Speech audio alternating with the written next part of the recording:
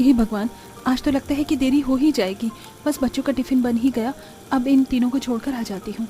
राखी ने ऐसे बोलकर टिफिन पैक किए और फिर वो खाली हाथ रसोई से निकल आई और बच्चों से बोली, बच्चों देखो, बस स्टॉप पर बस आने ही वाली होगी, तुम मेरे साथ चलो।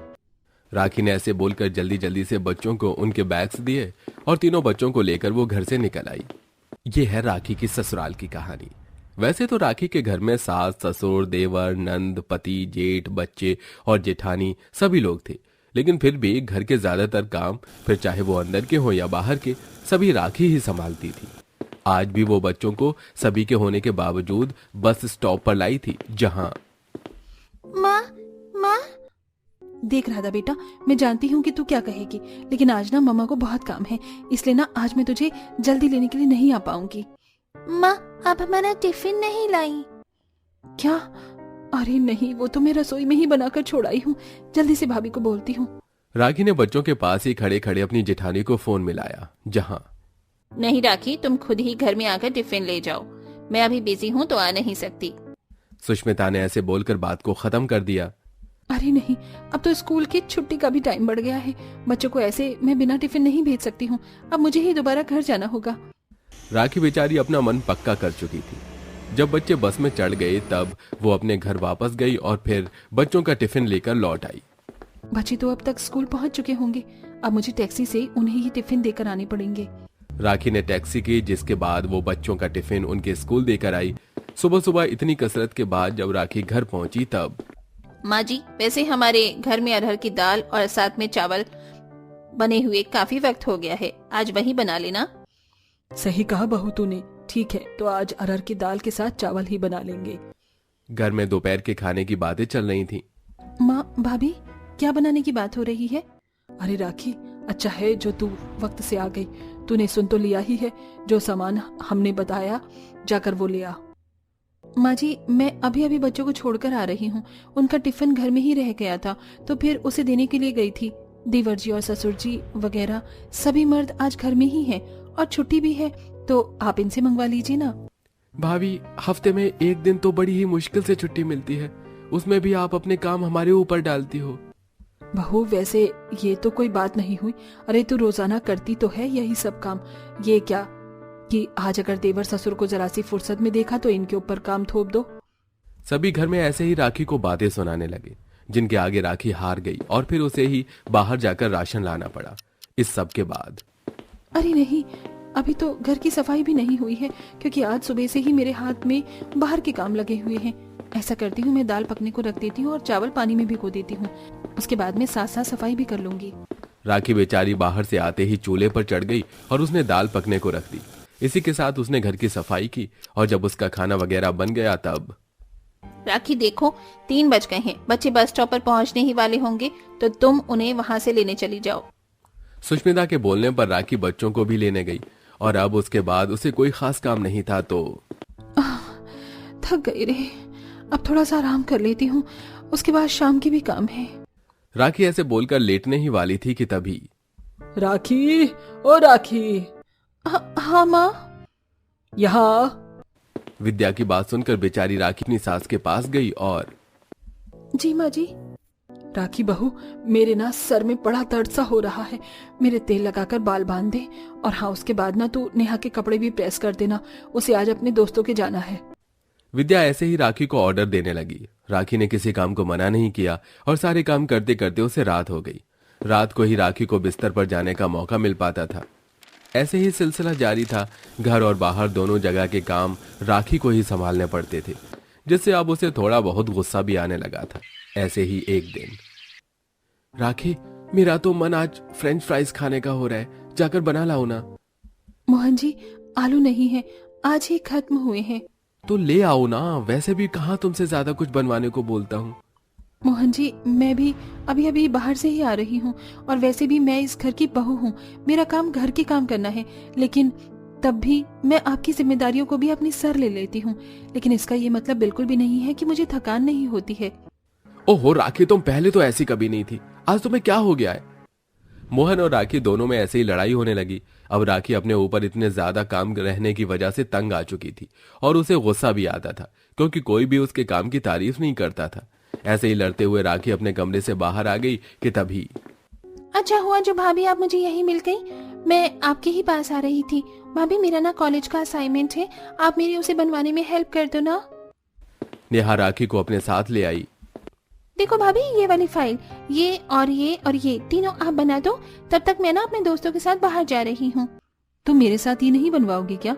नहीं भाभी, वो एक्चुअली ना मेरा मन नहीं है, तो ये आप ही कर लो। नेहा ऐसे बोलकर बाहर जाने लगी थी। वो अक्सर ऐसे ही करती थी। वो अपने कॉलेज के काम भी राखी से ही करवा लेती थी, क्योंकि राखी भोली सी थी और वो सभी के काम कर देती थी। आज भी वो उसके पास से जाने ही वाली थी कि तभी राखी बोली, 1 मिनट रुको नेहा, अगर तुम यहीं बैठकर मेरे साथ इन्हें बनाओगी तो मैं बनवाऊंगी, नहीं तो तुम भूल जाओ। भाभी लेकिन तुम सबने क्या मुझे कोई मशीन समझ लिया है? अरे मैं भी तो इंसान हूँ, मुझे भी थकान होती है। ये क्या कि जब भी मन किया मुझसे कुछ भी करवा लो, घर के काम भी मैं करूँ और बाहर के भी, और तुम लोगों के पर्सनल भी। तो क्या मुझसे बड़ा कोई पागल यहाँ होगा? क्या बोले जा रही हैं आप? अरे आप इस घर की बहू हो, आपका तो काम ही है हमारे काम करना। ऐसे ही दोनों नंद भाभी में बहस होने लगी और यही बहस फिर धीरे धीरे लड़ाई में बदल गई। जब घरवाले इसके बीच में आए तो फिर बात और बढ़ गई और सभी मिलकर राखी को ही सुनाने लगे। क्या सभी लोग मेरे ही पीछे पड़ गए हो?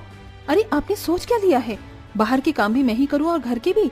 आप सभी इतने लोग घर में हो और बस मेरा ही पागल बनाए रखते हो। अब मैं और आपके इशारों पर नाचने वाली नहीं हूँ। मैं अब किसी का कोई भी काम नहीं करूंगी।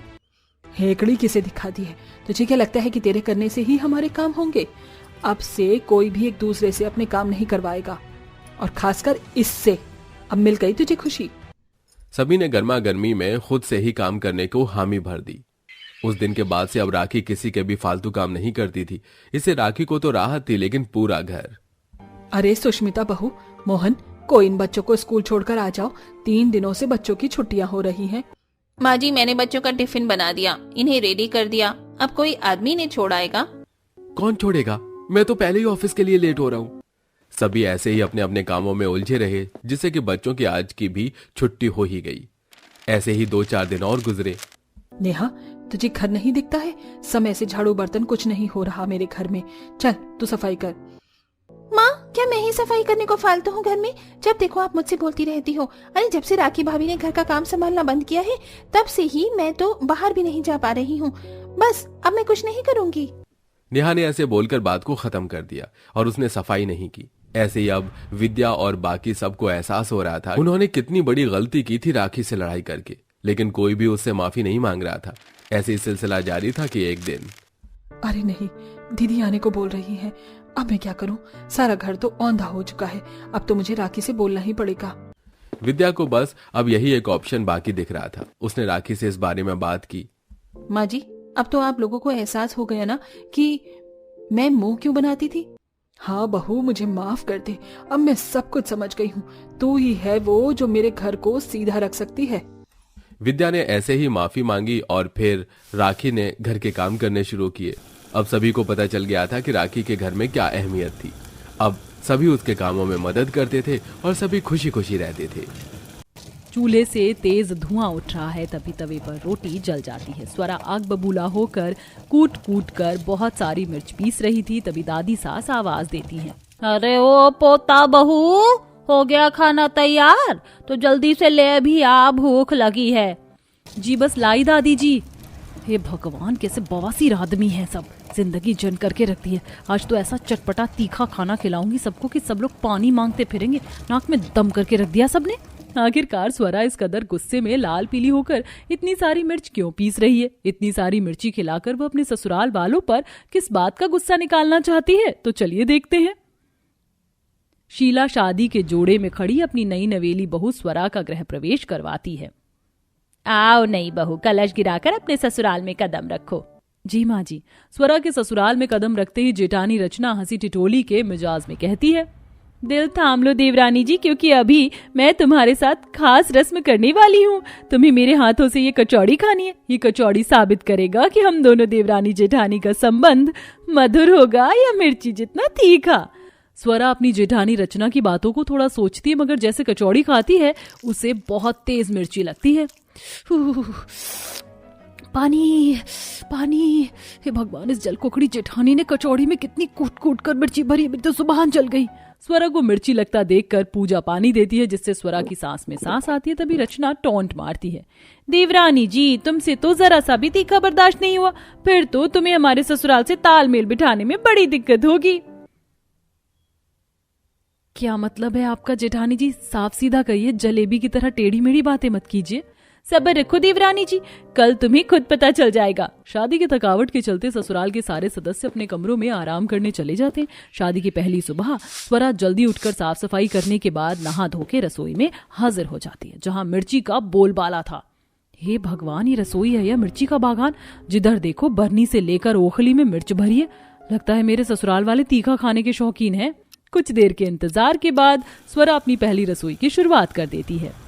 आंच धीमी कर देती हूँ, जितनी देर में मूंग दाल भून जाएगा तब तक पूरी का आटा लगा लेती हूँ, फिर सब्जी बनाना रह जाएगा। स्वरा खुशी खुशी पहले रसोई के व्यंजन तैयार कर लेती है। तभी रचना रसोई में आती है। गुड मॉर्निंग देवरानी जी, क्या बनाया जा रहा है खाने में? जेठानी जी, मैंने सबके लिए आलू दम, पूरी, मटर पनीर और मीठे में मूंग दाल का हलवा बनाया है। एक बार थोड़ा सा चक्कर बताइए ना, शक्कर तो ठीक है ना? रचना मुंह चढ़ाते हुए कहती है, स्वरा मुझे मीठा खास पसंद नहीं है, तो ये मूंग दाल का हलवा तुम्हें मुबारक हो। अरे बहू कहाँ रह गई, जल्दी से खाना परोस दो, भूख के मारे पेट में चूहे खलबली मचा रहे हैं। लाई ससुर जी। स्वरा सब कुछ डाइनिंग टेबल पर परोसती है, जिसे देखने के साथ ही सबकी शक्ल बन जाती है और सास सख्ती बरतते हुए बोलती है, अरे बहू ये तूने क्या अंट शंट बनाया? अरे तूने हमारी मनपसंद मिर्ची की चटनी नहीं बनाई है क्या? क्या कहा सासू माँ? मिर्ची की चटनी? हाँ भाभी, मिर्ची की चटनी, वो भी साबुत सूखी लाल मिर्ची की चटनी, क्योंकि उसके बगैर हमें खाना हजम नहीं होता। फिर मैंने आप सबके लिए बड़े प्यार से खाना बनाया, थोड़ा तो खा लीजिए। अरे बहू, ये तला भुना खाना मुझे रत्ती भर पसंद नहीं, मुझे तो सादी रोटी और मिर्ची की चटनी खानी है, वही बना दे। ससुराल वालों की मिर्ची की चटनी खाने की फरमाइश पर स्वरा रसोई में आकर सिलबट्टे पर मिर्च की चटनी पीसती है, जिसके कारण उसके हाथ में जलन होने लगती है। आहा, कितनी जलन मच रही है, मगर मेरे ससुराल वालों को मिर्ची की चटनी की भूख है। मैंने सबके लिए इतने प्यार से तरह तरह के बढ़िया बढ़िया लजीज पकवान बनाए थे, मगर किसी ने ठीक ही कहा है, कुत्ते को घी कहाँ हजम होता है। स्वरा गुस्से में लाल पीली रोटी और मिर्ची की चटनी लाकर परोसती है। अरे वाह स्वरा, ये हुई ना बात, अब आएगा खाने का असली स्वाद। अम्मी मुझको भी चटनी दो ना। हाँ ये ले मेरा दुलारा बेटा, अम्मी थोड़ी और चटनी डालो ना। ये ले खा। जेठानी जी, आदि अभी बच्चा है, उसे इतनी तेज मिर्च वाली चटनी मत खिलाइए, वरना उसका पेट खराब हो जाएगा। आदि बेटा तुम पनीर खा लो। नो नो नो, मुझे मिर्ची वाली स्पाइसी चटनी खानी है। पूरा का पूरा चटोरा ससुराल मिर्ची की चटनी के साथ डुबो डुबो कर रोटी खाते हैं। हे भगवान, भर भर कर मिर्ची की चटनी ये लोग खा रहे हैं और कान से धुआं मेरे निकल रहा है। अरे स्वरा, तुम खड़ी क्यों हो? आओ ना, बैठकर खाओ, टेस्ट तो करो। गई भैंस पानी में। ना चाहते हुए भी स्वरा को मिर्ची की चटनी खानी पड़ती है। कुछ देर के मिर्च की चटनी अपना असर दिखाती है। अगले दिन तक स्वरा का पेट खराब हो जाता है। तभी स्वरा को सास शीला 5 किलो हरी मिर्च की पन्नी लेकर किचन में आती है। सासू माँ, इतनी सारी मिर्च किस लिए लाई हैं आप? इसका अचार डालना है क्या? अरे नहीं नहीं बहू, वो गली में मिर्च वाला आया था, ताजी ताजी तीखी मिर्च थी, तो मैंने इकट्ठे 5 किलो तलवा दिया।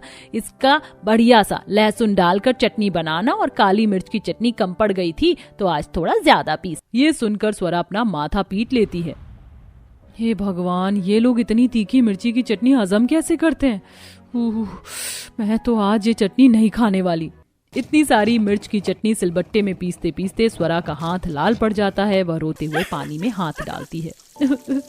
हाय मेरा हाथ, हे भगवान, इन चटोरे ससुराल वालों ने तो मेरी मिट्टी पलीत कर रखी है। अरे बहू, कहाँ रह गई? अभी तक चटनी पिसी नहीं क्या? नहीं नहीं, हो गया सासू माँ, बस लाई। पारा चढ़ाते हुए सबको मिर्च की चटनी परोसती है। ऐसे ही स्वरा की दिनचर्या उसके तीखा खाना खाने वाले ससुराल में सुबह के नाश्ते, दोपहर के लंच और रात के डिनर में मिर्ची की चटनी पीसते हुए कट रही थी, जिससे उसके हाथों में अब छाले पड़ चुके थे। बस बहुत हो गया इनका तमाशा। आज मैं मिर्ची की चटनी हरगिज नहीं बनाने वाली। आज बनेगा मेरा मनपसंद मिक्स वेज और रोटी। मुझे ही इनकी लत छुड़वानी होगी।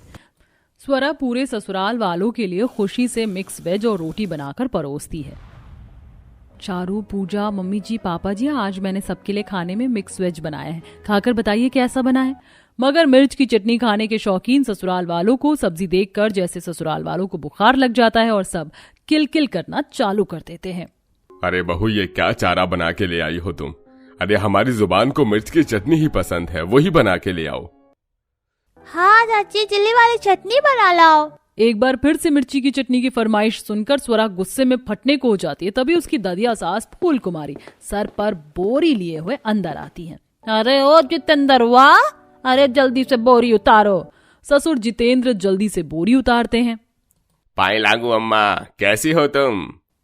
अरे हम तो बिल्कुल टनाटन हैं। कहाँ है हमारी पोता बहू? ये रही दादी। स्वरा, दादी माँ का आशीर्वाद लो। दादिया सास को देखकर स्वरा के मन में कुछ सोचकर लड्डू फूटने लगता है। शुक्र है दादी जी आ गई। अब देखती हूँ मेरे चटोरे ससुराल वाले तीखी मिर्ची की चटनी ठूस कर कैसे खाते हैं। अब तो सब सादा खाना खाएंगे। तभी दादिया सास हुक्म जारी करती हैं। ये ले पोता बहू, इसमें मैं गांव की लाल और ताजी ताजी हरी मिर्च लेकर आई हूँ। जा फटाफट से सिलबट्टे की बढ़िया सी चटनी पीस कर ला। और सुन, मैं देसी खाना खाती हूँ तो मेरे लिए मिट्टी के चूल्हे की रोटी बना कर लाना। ये सुनकर स्वरा की सोच पर पानी फिर जाता है। हे भगवान, इस दादिया सास ने तो डबल मिट्टी पलीत कर दी। मेरी तो जिंदगी झंड हो गई है। बेचारी स्वरा आंगन में गर्मी में चूल्हे की रोटी बनाती है और चूल्हे से तेज धुआं उठ रहा है और दूसरी तरफ वह गुस्से में कूट कूट कर मिर्च पीस रही थी। तभी दादी सास आवाज देती हैं। अरे पोता बहू, हो गया खाना तैयार तो जल्दी से ले भी आ, भूख लगी है। जी बस लाई दादी जी। आज तो ऐसा चटपटा तीखा खाना खिलाऊंगी सबको कि सब लोग पानी मांगते फिरेंगे। नाक में दम करके रख दिया है सबने। स्वरा बौखला कर मिर्ची की चटनी में ऊपर से और भी कश्मीरी लाल मिर्च मिला देती है, जिससे मिर्ची की चटनी 2 गुना तीखी हो जाती है, जिससे सबके चेहरे गुब्बारे जैसे लाल हो जाते हैं। हाय दैया तौबा तौबा, अरे कितनी तीखी चटनी बनाई, मेरा तो मुंह जल गया। हाय राम, अरे ओ बेलुड़ी बहू, ये कैसी तीखी चटनी बनाई तूने? कान से धुआं निकल गया, बीपी बढ़वाएगी क्या? क्यों माँ जी, आप लोगों को तो तीखी मिर्च चटनी खाना बहुत पसंद है, तो खाइए, शौक से खाइए। आप लोगों ने इतने दिनों से मेरा जो बीपी बढ़ा रखा था उसका क्या? मिर्ची की चटनी भी खानी है और चूरन भी खाना है। अरे जब इतनी तीखी मिर्ची की चटनी पचती नहीं है तो खाते क्यों हो? और फिर सारा दिन गुसल खाने में घुसे रहते हो। हाथ तो मेरा जलता है इतनी ढेर सारी मिर्ची सिलबट्टी पर पीस पीस कर। मैं चली अपने मायके, मुझे ये मिर्च वाला ससुराल मंजूर नहीं है। बहू को जाते देखकर ससुराल वाले अपनी आदत में बदलाव ले आते हैं, जिससे स्वरा को मिर्ची की चटनी पीसने से छुटकारा मिल जाता है।